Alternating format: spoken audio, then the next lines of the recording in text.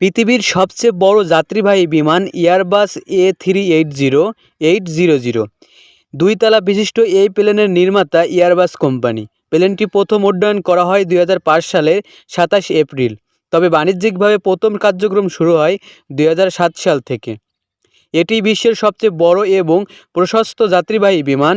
এ বিমানের এমন কিছু বৈশিষ্ট্য আছে যা অন্য বিমান থেকে একদম আলাদা। প্লেনটির দৈর্ঘ্য 72.7 মিটার এবং উচ্চতা 24.1 মিটার, তবে প্লেনটির ডানার দৈর্ঘ্য সবচেয়ে বেশি, 79.8 মিটার। এটি দেড়টা জিরাফের উচ্চতার সমান। দুটি বোয়িং 737 প্লেন একটা অন্যটার উপর রাখলে এ প্লেনের উচ্চতার সমান হবে, আর দৈর্ঘ্য একটি ফুটবলের পিচের চেয়েও বড়। প্লেনটি সর্বোচ্চ 575 টন ওজন নিয়ে আকাশে উড়তে পারে, মানে 115টি প্রাপ্তবয়স্ক হাতির ওজনের সমান। তাছাড়া একবার জ্বালানি ভরে টানা 15,200 কিলোমিটার পর্যন্ত উড়তে পারে, মানে কোনো এয়ারপোর্টে না থেমেই সরাসরি লন্ডন থেকে সিডনিতে পৌঁছে যেতে পারবে। আরও স্পষ্ট করে বললে, এই প্লেনে একবার জ্বালানি নিলেই টানা 25 বার ঢাকা থেকে কক্সবাজার যাওয়া এবং আসা যাবে।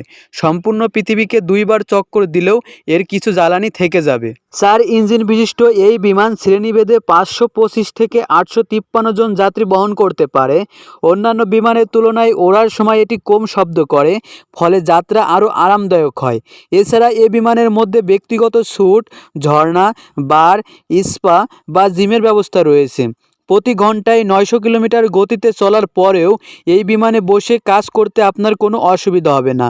অন্যান্য বিমানের তুলনায় এটায় আর্দ্রতার মাত্রাও বেশি থাকে, ফলে জেট ল্যাগ এবং ডিহাইড্রেশনের প্রভাব থাকে কম।